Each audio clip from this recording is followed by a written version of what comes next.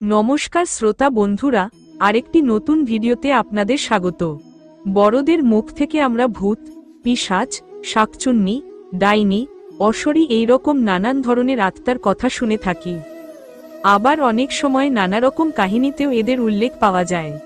আজকে আলোচনা করব ভূত, পিশাচ, ডাইনি। এরা আসলে কারা? এগুলি কি একটি অশরীরই বিভিন্ন নাম, নাকি তারা আলাদা? আবার ভূতপ্রেত, পিশাচ, ডাইনি রূপে কারা জন্মগ্রহণ করে, অর্থাৎ কারা কার প্রেত যোনি লাভ করে, প্রেত যোনি প্রাপ্ত আত্মা কিভাবে সকলকে প্রভাবিত করে। তো চলুন ভিডিওটি শুরু করা যাক।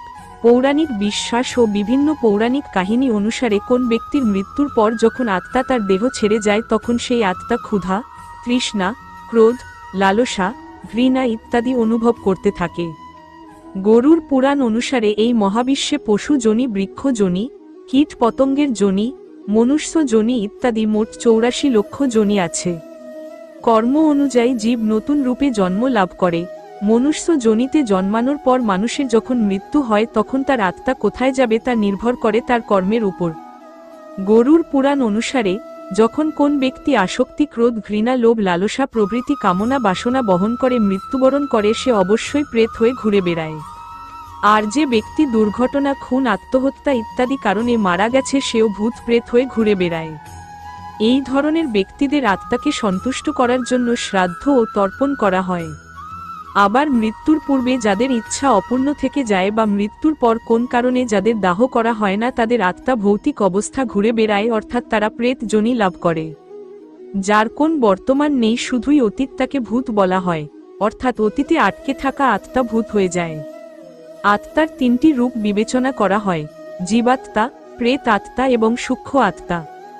ভৌত দেহে যিনি অবস্থান করেন তাকে জীবাত্মা বলা হয়। এই আত্মা যখন কামনা বাসনা ভরা দেহে বাস করে তখন তাকে ভূত বলে। এই আত্মা যখন সূক্ষ্মতম দেহে প্রবেশ করে তখন তাকে সূক্ষ্ম আত্মা বলে। যে ব্যক্তি নানা রকম ব্যাধিতে আক্রান্ত হয়ে সময়ের পূর্বে মৃত্যুর মুখে পতিত হয় সেও প্রেত যোনি লাভ করে। গরুর পুরাণে মোট 18 ধরনের ভূত প্রেতের উল্লেখ রয়েছে। তারা হল ভূত, প্রেত, রাক্ষস, পিশাচ, যম, শকুনি, ডাকিনী, ডাইনি ইত্যাদি। পিশাচ কোন ব্যক্তি তার ইচ্ছে অপূর্ণ রেখে মারা গেলে তার আত্মা পিশাচের রূপ ধারণ করে। এরা জীবিত মানুষদের রক্ত চুষে কবরস্থানে বা জনমানবহীন স্থানে এরা বাস করে। পিশাচরা সম্ভবত 1000 পিশাচ রূপে বিরাজমান থাকে।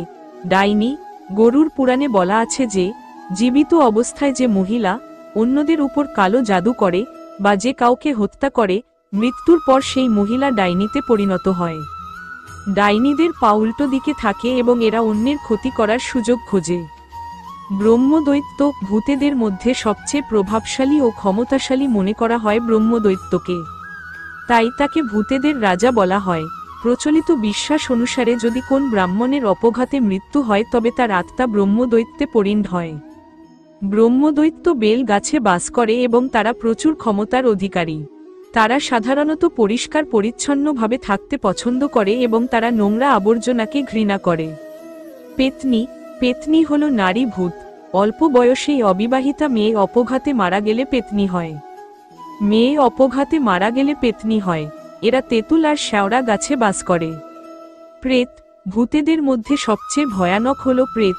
জীবিত অবস্থায় যারা খুন, চুরি, ডাকাতি, খারাপ কাজ করেছে, অপঘাতে তাদের মৃত্যু হলে তারা প্রেতে পরিণত হয়। এটা রাক্ষসী, এরাও হলো মহিলা ভূত।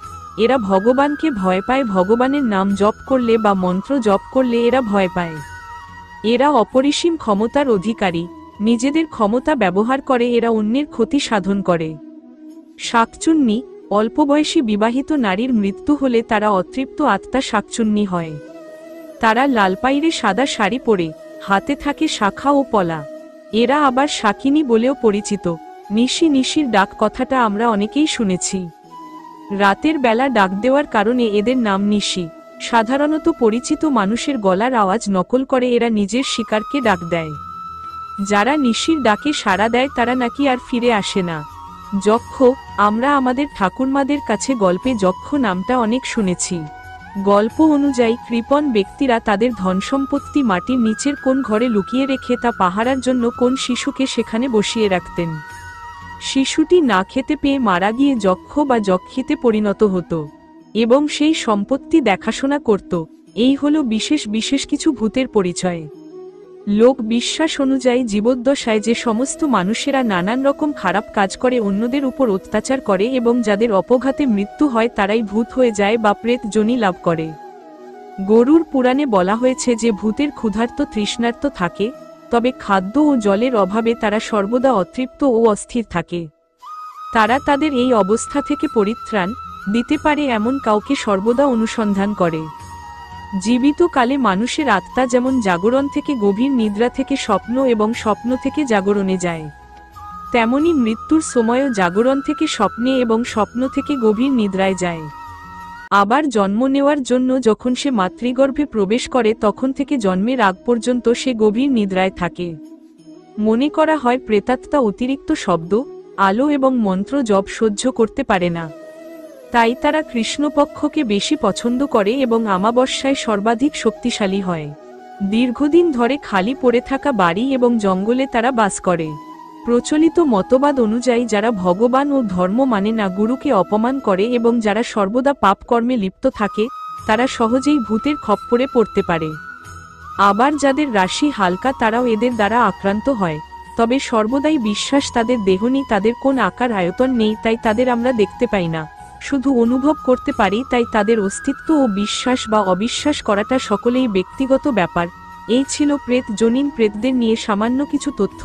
ভিডিওটি কেমন লাগলো তা অবশ্যই জানাবেন।